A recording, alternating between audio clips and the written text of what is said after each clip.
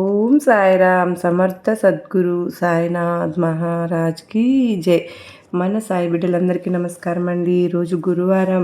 మీరందరూ కూడా చక్కగా పూజ చేసుకుని సాయినాథుని ఆశీస్సులు తీసుకున్నారు అని అనుకుంటూ ఉన్నాను. మీరందరూ కూడా చక్కగా సుఖంగా సంతోషంగా ఆయురారోగ్యంతో ఉండాలి అని చెప్పి మనస్ఫూర్తిగా నేను కూడా బాబావారిని కోరుకుంటూ ఉన్నాను. సాయినాథుడు ఈరోజు మన కోసంగా ఏమి సందేశం తీసుకువచ్చారో, ఈరోజు శ్రావణ గురువారం అండి. మనం ఈ శ్రావణ మాసం ఎంతో పవిత్రంగా చేసుకుంటూ ఉంటాం కదా. మరి అందరూ కూడా చక్కగా బాబావారి ఆశీస్సులతోటి ఈరోజు గురువారం రోజున మనందరం పూజ చేసుకొని ఈ వీడియోలో అయితే సాయినాథుడు ఏం చెప్పబోతూ ఉన్నారు అని తెలుసుకోవడానికి ప్రతి ఒక్కరము సిద్ధంగా ఉన్నామని అనుకుంటున్నాను. బిడ్డ, ఈ గురువారం నీ కళ నిజం కాబోతుంది. నా మీద నమ్మకం పూర్తిగా నీకు ఉంది అనిపిస్తే కనుక తప్పకుండా అక్కడ నన్ను తాకమ్మ, నీకు ఒక అద్భుతం అయితే జరుగుతుంది నీ జీవితంలో. నువ్వు ఏది కావాలి అని కోరుకుంటూ ఉన్నావో నీ కళను నిజం చేయడానికే నేను ఈ అవకాశాన్ని అందిస్తున్నాను బిడ్డ. వెంటనే ఆలస్యం చేయకుండా నేను చెప్పినట్లు చేయమ్మా. ఈరోజు నేను ఇస్తున్న ఈ సందేశం నీ జీవితంలో అతిపెద్ద మార్పుగా కాబోతుంది తల్లి. నీ ఇన్నాళ్ళ నుంచినో కోరుకుంటున్నావు కదూ, ఆ కళ అనేది ఈరోజు నెరవేరబోతోంది. అదృష్టం కొద్దీ ఈ అవకాశం నీకు అందిస్తున్నాను నా తల్లి. ఈరోజు ఎంతో అదృష్టవంతురాజులు కనుకనే ఈ రోజున నా మీద నమ్మకంతో నన్ను తాకింది కనుకనే ప్రతి బిడ్డను తాకిన అందిస్తున్నా నేను గొప్ప అవకాశం. ఎవ్వరు కూడా మిస్ చేసుకోవద్దు. ఈ గురువారం రోజున నేను ఇస్తున్న సందేశం ప్రకారమే నా బిడ్డ మసలుకోబోతుంది కనుక తన జీవితం ఎంత చక్కగా మారబోతుందో తనకే తెలియకోకుండా నేను మార్చబోతున్నాను బిడ్డ. నువ్వు ఈరోజు మనస్ఫూర్తిగా నా మీద నమ్మకంతో నన్ను తాకావు కనుకన నీ జీవితం ఎలా ఉండబోతుందో ఇప్పుడు నేను చెప్తున్నానమ్మా, విను. పూర్తిగా అర్థం చేసుకో బిడ్డ. నీ జీవితంలో రాబోయే మార్పులు నువ్వు అసలు ఊహించని విధంగా ఉంటాయి. సంతోషం నీ వైపునే పరుగులు పెడుతూ వస్తుందమ్మా.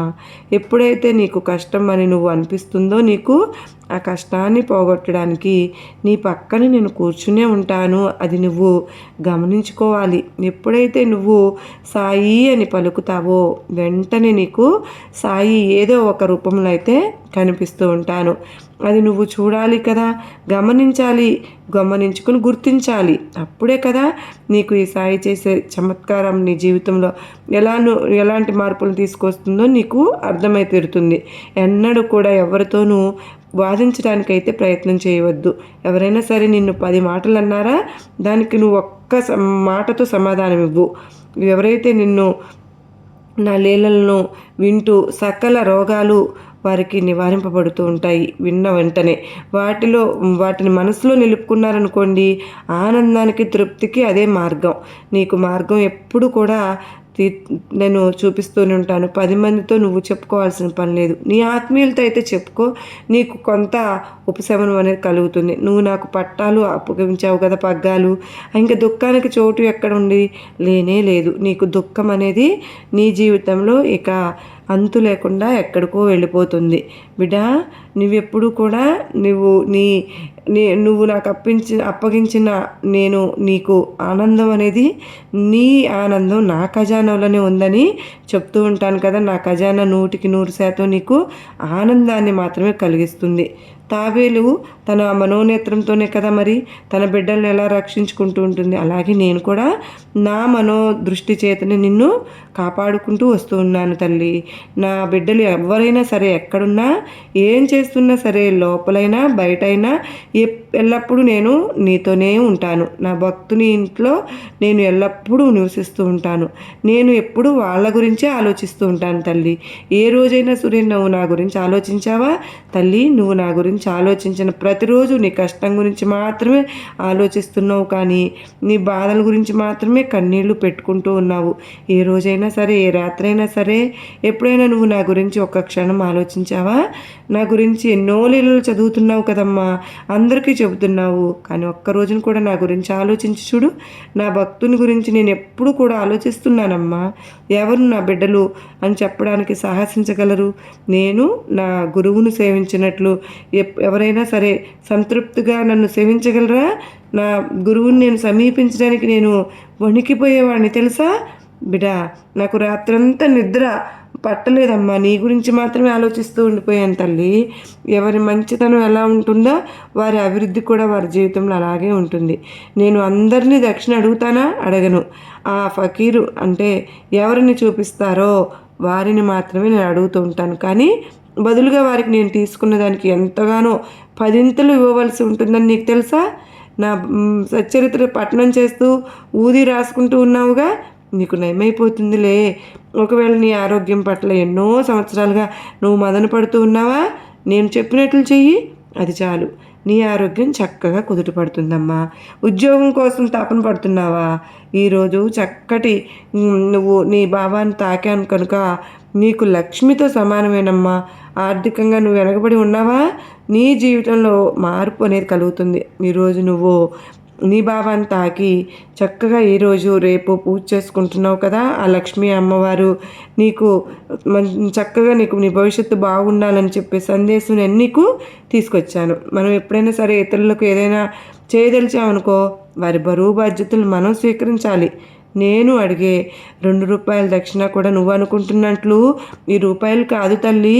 ఒకటి నిష్ఠ అంటే అనన్యమైన నమ్మకం అనేది ఉండాలి తల్లి. రెండవది ఏంటో తెలుసా? సబూరి, సంతోషంతో కూడిన ఏ విషయాన్నైనా సరే మనమే స్వయంగా చూసి తెలుసుకోవాలి.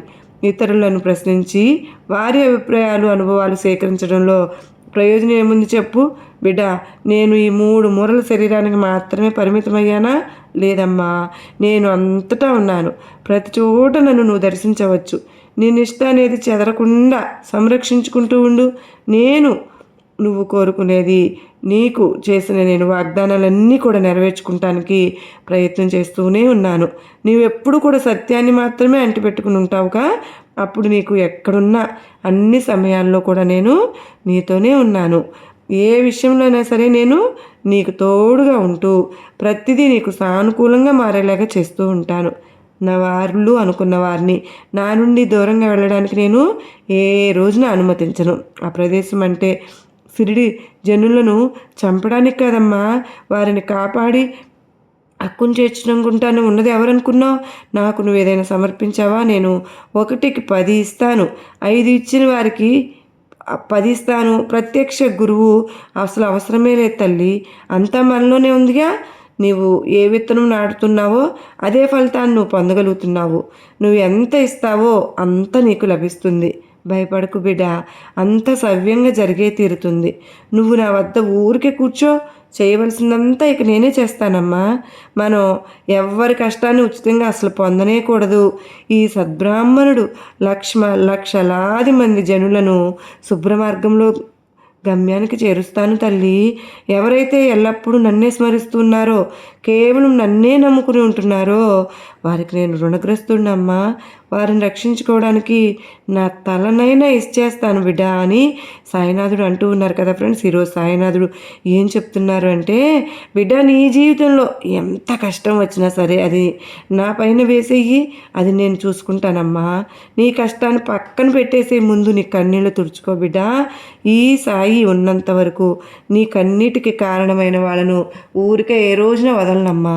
ఈరోజు సంతోషంగా నా మీద నమ్మకంతో నువ్వు నన్ను తాకావు, ఇక నీకు అన్నీ సంతోషాలే. ఎప్పుడైతే నువ్వు నన్ను తాకావో అక్కడి నుంచి నీకు లక్ష్మీ కటాక్షం కూడా అందబోతుంది. నీకు 30,000 కోట్ల దేవతలు ఉంటారమ్మా. నీకు అన్నీ నీకు తెలుసు కదా. ఆ ఆశీర్వాదం నీ జీవితంలో నీ కుటుంబం మీద ఎప్పుడు కూడా ఉంటుంది. అంత మాత్రమే కాదు తల్లి, ఈరోజు మహాలక్ష్మి నీ ఇంటికి రాబోతోంది. దానితో పాటు ఒక చిన్న పరిహారం చెప్పనా? చక్కగా రేపు నువ్వు చేసుకుంటావుగా తల్లి. నీకు సాధ్యమైందనుకో నా మందిరానికి ఈరోజు సాయంత్రానికి వచ్చి కాసేపు కూర్చో. నీ మనసును ఖచ్చితంగా నీ మనసుని ఇవ్వాలి అనిపించింది అనుకో, నీకు తోచినంత ఇవ్వు. ఏదైనా ఇవ్వాలనిపిస్తే ఆ తర్వాత నీ మనసులో ఉన్న బాధనంతా కూడా మనసు విప్పి నాతో చెప్పుకో. నీ బాధనంతా పోగొట్టడానికి నేను ప్రయత్నం చేస్తానమ్మా. ఈరోజు రాత్రి పడుకునే లోపు ఒక చిన్న పని చేస్తావా బిడ్డ, నీ జీవితంలో అతి పెద్ద మార్పు తీసుకొస్తుంది. వస్తుంది కూడా.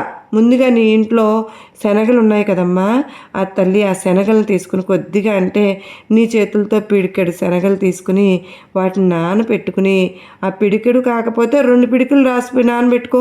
నానబెట్టిన ఆ శనగలను ఏం చేస్తావంటే పొద్దున్నే తెల్లవారుతూనే శుక్రవారం కదమ్మ రేపు నీకు చక్కగా అమ్మవారికి పూజ చేసుకుంటావు కదా, శ్రావణ మాస పూజ వరలక్ష్మి వ్రతం చేసుకుంటావు కదా, ఈ విధంగా చేసుకున్న తరువాత ఆ శనగలను ఆ పూజలో ఉంచుకుంటావు కదా, ఆ శనగలను కూడా ఆ తర్వాత ఒక ఆవు దూడకు కానీ లేదంటే ఆవుకు తినిపించరమ్మా.